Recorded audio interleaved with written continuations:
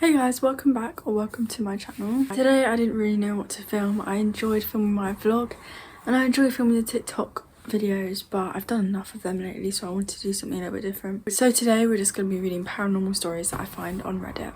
So this video you can just have it in the background, do something else while you just listen to me read these short-ish creepy stories. I'm not really sure, I've had a little skim, there's some short ones, some long ones. We're just going to see how we go. I've just picked a spot and it's bleeding, but we can just ignore that. Let's hop into it. Okay, so this is the first one. Please ignore my bleeding spot. My great-grandmother watched my great-grandfather die. They were truly in love forever. After he died, she woke up every morning and she said, "Damn it," because she knew she was ready to pass away. My great-aunts would hear her talking on a baby monitor they had set up, talking to members of the family who had already passed. Finally, one afternoon, they heard her go, "John, finally, why are you always late?" They were frozen as John was my great-grandfather's name. They walked in 10 minutes later and she had passed away. She was just waiting for her husband to come and get her. Oh, that one's really flippin' sweet. Oh, that was really sweet. I wasn't expecting it to be, like, cute. I was expecting it to be scary. Anyway, that is a nice start. My mum found an old picture of me with one of my late uncles. She asked me if I remembered him. He passed away when I was really young, so I unfortunately didn't remember much of him. She told me that he used to take care of me while both my parents were at work, so we'd gotten really close. He was essentially another father figure for me at the time. Supposedly, my parents were woken up one night by me crying and screaming his name. When they came into my room, they found me holding a picture of us, the one I mentioned earlier. They got a call from my aunt that morning saying he had suddenly passed away. My mum said the only other times I ever cried like that was when my dad had to leave for deployment. She's convinced that my uncle said goodbye to me that night. Oh, that one's really sad as well, but also, again, really sweet, but absolutely heartbreaking. Why are these just sad? I want spooky, I want to get scared. I grew up in a mobile home. When I was very little, maybe 8, I made a friend that lived on the floor. His name was Adam, and he must have been my best friend all that year. He wasn't there every day, and he was only there certain times of day, usually right as I would get home from school. Adam always asked me how I was and what I did that day. Sometimes he would ask me to go to different places in the house so he could hear me better. It was usually in my bathroom. I would sit in the tub and talk to him. My brother could hear him too, but he lived with my grandparents and wasn't often over. Dad, I don't think, heard him, but Adam never talked when he was around. He wanted to go outside a lot, and sometimes I did, but I never met Adam or saw him. Then one day, Adam just stopped talking to me and I never heard from him again. I'm not sure if this is a ghost or spirit of some kind. I almost hope it was. That's easier to swallow than the very likely story that there was someone under my goddamn house. Ah! You made friends with someone in the floor and you thought that was normal. And you thought that was just, like, what people did. Okay. Swiftly moving on from that, because what the flip. This is one my grandma used to tell us about one of her aunts. They lived in Laos, I think. Hold on. They lived in Laos. Laos. During the Secret War. Her aunt started talking about one of the American soldiers, and he started learning basic oh my god, I'm gonna butcher this so bad. After some time though, he stopped showing up. The basic consensus was that he was dead, but she kept waiting for him. When things got really bad and the bombs started dropping, they fled to the caves for shelter. One night, everyone was sleeping, and she heard a familiar voice. It's the soldier. He's mumbling in a very broken hum. "I'm back for you," over and over again. Her eyes are still closed until she feels something reach out and grab her shoulder and slowly move down her hand. When it reached her hand, she said it wasn't a human hand at all, but like a large animal paw. She briefly opened her eyes to see a dark figure, clearly not human though, standing over her. Then she heard her aunt get up. Something was said, but she couldn't make out what it was. The figure then left and the aunt followed. This was still in the middle of the night, mind you. That aunt was never seen again. The story is that the dead soldier came back to take her with him, or something else imitated him in order to take her. Edit, just to clarify, the story, the paw touched my grandma. I don't know why it touched her first. She knows it happened because they were all hiding and sleeping in a cave together. That's utterly horrifying, terrifying, creepy, everything that I love. Guys, this spot is really annoying me. Please ignore it. I also have a splitting headache today. and yesterday. It just keeps coming and going. I don't know what that's all about, and reading off a bright white screen probably isn't helping, but we're gonna do a good few more. I have lots of stories. For now, I'll share this one from when I was 10 on a field trip. So I grew up in Northern Virginia and we had plenty of battlefields and such to visit for school field trips. In 5th grade, my class went to the Belle Grove plantation, which was at Cedar Creek battlefield. Cool house, still damaged to our columns from gunfire of the battle. Anywho, my class was in the kitchen of the plantation, listening to the tall lady talk about whatever it is that you tell a bunch of 10-year-olds about plantation life. There are these big double doors on each side of the room and they are open when we hear some humming coming from outside. The teacher's aide, I don't know what that means, who I'll call Bulldog because she looked like one, told us that whoever was humming to knock it off. But that's the thing, it wasn't any of us, it was coming from outside. Bulldog goes out one side of the kitchen, comes back in and goes out the other side that leads to the garden. She comes back in, says to the tall lady no one was out there at all, but she could still hear the humming right there in the garden. Doesn't sound like much, right? Well, fast forward a few years and I'm reading a Ghosts of Virginia book. There's a story about Belle Grove in it. Apparently the lady of the house was found in the smokehouse one day, badly beaten, half in the embers, with clear imprints on her face. She dies just a few days later. A slave girl was accused of beating her and murdering her and was hanged for it. And the lady of the house liked to walk in the garden and always humming. And various people over the years witness, I guess you could say, the ethereal humming that would take place in the garden. That just thoroughly freaked me out when I realised, and I had to witness it too. That is so valid, that is terrifying. Also, if you can hear the wind, my door banging, stuff going on, it's insanely windy today. I don't know what that's all about, but my door keeps like trying to open because of the wind.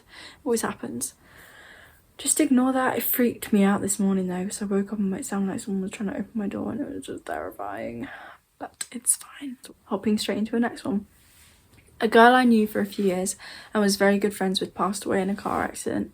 A few days later I had a dream that she was standing in the centre of the road and I'm barrelling towards her. I run into her and then she appears in the seat beside me. She forces my head towards her abdomen where her stomach would be, and there's a large mouth. My teeth are made of broken glass and sharp metal. She keeps saying shh, shh, shh. I wake up from the dream and I'm still hearing shh, shh. I look at the foot of my bed and she's standing in my room. She walks through my door and into the hallway. I follow her. She walks down the hallway and vanishes through the front door of the house. I didn't realise at the time, but my dad was on the couch. He asked me if I was okay and asked if the flickering lights had woke me up. He didn't see her and I noticed that the lights were flickering. What? Sorry, I thought it was just going to be really, really creepy about the dream. That's why I went really fast, but then it implemented into real life. No thanks. No thank you. We're just going to keep going because I'm really, really enjoying this. I like creepy stories. I hope you're enjoying this too. My parents had both passed away. Their wishes were to be cremated, the ashes put in a nice box and set aside by our wine rack. This wine rack has 3 shelves and it's constructed to keep one shelf between the boxes. Well, my dad passed away in 2011 and my mum in 2015. It took me a few weeks to find a box for my mum. In that time, I kept her ashes in the same room but a few feet away from the wine rack. Apparently someone wasn't happy about this. Outside, we had a doorbell. Every single night at 3 AM, it would begin ringing and wake me up. I took the button portion inside so nobody could push it. Still, it would ring at 3 AM. Took the batteries out. Still, rang at the same time. Broke the whole thing apart. Still rang. Our phone began to call itself and displayed my mum's name on the caller ID, even though the bill was in my name. My dad's guitar hung on the wall next to the wine rack. The string started breaking, one every few days. All of this stopped as soon as I got my mum a box and put her in the correct spot. None of it has happened since. I have zero intention of moving these boxes, and if I ever move to a new house, they will be transported together, with something acting as a divider between the two of them. That's mental. Okay, that is insane. These are the kinds of stories that make me believe in an afterlife and ghosts and people sticking around after they die, because that is absolutely mental. I'm going to read a couple more. I'm the youngest of 2 brothers. My middle brother has passed away in 2005 and one of my cousins had given birth to a boy a few years later, so he's never seen or heard my brother before. Fast forward a few years, more when the boy is old enough to talk, I think like 5. I guess my aunt was telling my mum that her son has an imaginary friend and that he's been talking to him about a boy named Michael. Now both my aunt and mum played it off as kids will be kids sort of thing. That was until my aunt began explaining this imaginary friend and how it had become coincidental things that are directly related to my brother. Sorry, I really struggled to read that paragraph, but I'm not reading it again. First, this Michael would wake up the boy at night wanting to play basketball. Kid didn't mind because he liked basketball too, but it was in the middle of the night. Secondly, Michael tells him he had an ouchie and points to his throat. I'll get back to this later. Then the trippy part comes when my mum went to visit my aunt. She was sitting at the couch watching TV while my cousin and her son walked in. Her son was hesitant at first and then walked back to his room. My cousin went to my mum and told her. He was being shy because he told me that is Michael's mum. I was then told if you show him a photo of my brother, he points to it and says, "That's Michael." Even when I went to the house, the boy did the same thing, and this time my cousin said, he whispered to me that's Michael's brother. Here's the kicker, my brother's name is Travis Michael, last name redacted. He liked to play basketball in high school and he died from a freak accident at the San Luis Obispo sand dunes. I don't know what that is, I'm really sorry. While riding an ATV, it shattered his Adam's apple and basically suffocated him.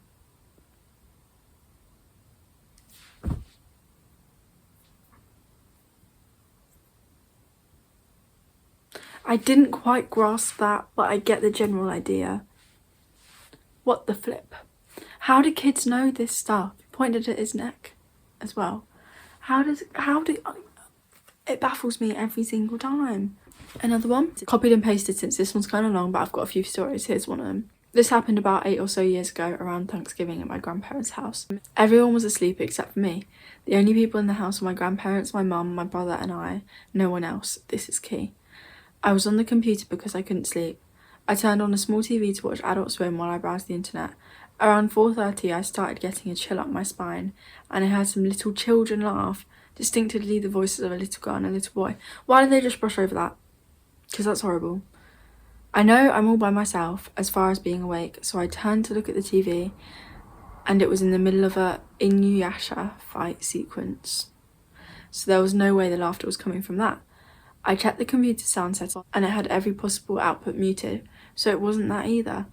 I sat there confused for a few moments while the giggles of the two children were playing in the background. I figured maybe the radio in the kitchen was on. It was digital, so maybe it came on for some reason or had a timer. I got up and I kid you not, I was walking to the door. With each step, the laughter grew louder. From gigglings to guffaws to hard laughter. No, I don't want to keep reading. Once the guffaws started, I started to hear a baby cry as well. What's going through my mind now is what the flip kind of radio show is this? And I just took 3 steps, nowhere near the door. Didn't say flip, but I don't want to say that. I took a few more steps and the laughter turned hysterical, if not maniacal. Manic. The baby's cries turned to screams and wails as if it were in pain. I was trembling and terrified with each step I took to the doorway, but my mind was on autopilot. I needed to get out of there and across the hall to my mum, who surely would help me and notice the weird sounds too. The last couple of steps increased the laughter and crying to almost a deafening decibel. It was like I was at a concert and the speakers were directly at my ears, blasting noise. It was painful and scared the out of me. I took all the courage I had, and as soon as I reached the doorway, I was going into a sprint. I started to run, but then something shoved me. I felt these hands on my chest push me back into the room with enough force to throw me off balance. The crying and laughter stopped as soon as I was back in the room. This all happened within 20 to 30 seconds, but it felt like 10 minutes. I was so scared I cried and slept in the tiny armchair before my grandma came in the room and made me sleep in her bed downstairs. No, okay, what? How is that even explainable? With each step, the laughter gets insanely louder and then an invisible force just shoves you. Explain that to me, please, because that's actually flipping insane. One more long one and maybe a few little short ones. During a summer semester at university, I woke up early one morning to get ready to help with an orientation visit. I had fetched my hygiene bag and was walking down to the dorm's bathroom showers when I noticed the bathroom door was left wide open. I peeked in to find all 4 showers running at once, emitting a thick, humid cloud that made it hard to see through. That there were only 12 of us left in the dorm made it easy to get used to one another's routines, so I knew that I was the only one who should be in here showering at 6:10 a.m, much less with all the showers on full blast. I called inside to see who was there. Only the sound of spraying water answered back. I mumbled to myself that I didn't have time for this and I was sleepy, and shuffled 1, 2, 3 steps into the sweltering fog when I saw something that got me awake. There, on the floor, was a red footprint. 2 red footprints. No, 3. 4 freshly wet, bloody red footprints. Peering through the tropical mist, I could make out a trail of crimson foot stomps leading from a shower to where I was standing, staining the tile floor, past the sinks and towards the wall with the window, which had been forced open. I didn't stick around for a second look, since, as the black guy, I knew I'd die first. I dropped my bag as I hesitated it back to my room. I really didn't like saying that, by the way. Slammed and bolted to the door and called the front desk. The RA was down there in minutes, followed shortly by a cop. Yes, the footprints were from blood, but they couldn't find a blood trail leading to the shower, only leaving, or anything sharp in the bathroom that would have accidentally caused such bleeding. Likelihood was that a person had cut themselves with something they had bought in the shower stall, and all other residents on the floor were accounted for, with the soles of their feet in good condition, and since we had electronic access to the dorm, none of us needed to go through the window.